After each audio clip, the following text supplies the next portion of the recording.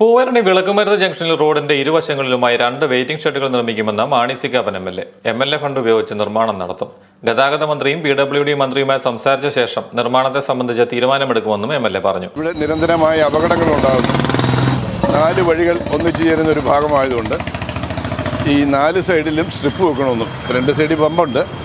കൂടാതെ ഈ റോഡിലും ഈ മെയിൻ റോഡിൽ 2 സൈഡിലായിട്ട് സ്ട്രിപ്പ് വേണമെന്നും വെയിറ്റിംഗ് ഷെഡ് ഒരെണ്ണം ആ ഭാഗത്തേക്കും പാലായിക്ക് പോകുന്ന വണ്ടികൾ പോകാനുള്ള വെയിറ്റിംഗ് ഷെഡ് ആ ഭാഗത്തും പൊൻകുന്നത്തിന് പോകാനുള്ളത് ഇങ്ങേ സൈഡിലായിട്ടും 2 വെയിറ്റിംഗ് ഷെഡുകൾ സ്ഥാപിക്കാനും ആ വെയിറ്റിംഗ് ഷെഡുകൾ സ്ഥാപിക്കാൻ ഗതാഗത വകുപ്പ് മന്ത്രിയുടെയും PWDയുടെയും ആവശ്യങ്ങളുണ്ട്.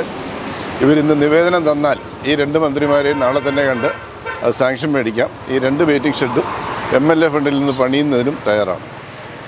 വാഹനങ്ങളുടെ അമിത വേഗത അപകട ഭീഷണിയാവുന്ന സാഹചര്യത്തിൽ വാഹനങ്ങളുടെ അമിത വേഗത കുറയ്ക്കുന്നതിന് റോഡിൽ സ്ട്രിപ്പ് നിർമ്മിക്കണമെന്നും വെയിറ്റിംഗ് ഷെഡുകൾ നിർമ്മിക്കണമെന്നും ആവശ്യപ്പെട്ട് വ്യാപാരി വ്യവസായ ഏകോപന സമിതി മാണി സി കാപ്പൻ MLAക്ക് നിവേദനം നൽകി. വിളക്കുമരുന്ന് ജംഗ്ഷൻ സന്ദർശിച്ച് നടപ്പാക്കേണ്ട പ്രവർത്തനങ്ങൾ വിലയിരുത്തിയ മാണി സി കാപ്പൻ MLA വ്യാപാരി വ്യവസായ ഏകോപന സമിതി യൂണിറ്റ് ഭാരവാഹികളുമായി ജംഗ്ഷൻ വികസനത്തെക്കുറിച്ച് സംസാരിച്ചു. പ്രസിഡന്റ് ഷൈജു വാതല്ലൂർ, പോൾ പൂവത്താനി, ജോർജ് ഞാവള്ളിക്കുന്നൽ, ശശിധരൻ നായർ നെല്ലാലിയിൽ, ജോൺ തയ്യിൽ, ബിജു താഴത്തുകുന്നൽ, ശിവദാസ് നെല്ലാലിയിൽ, ബേബി ഇറ്റത്തൊട്ട്, ഡയസ് കണ്ടത്തിൽ എന്നിവർ സന്നിഹിതരായിരുന്നു.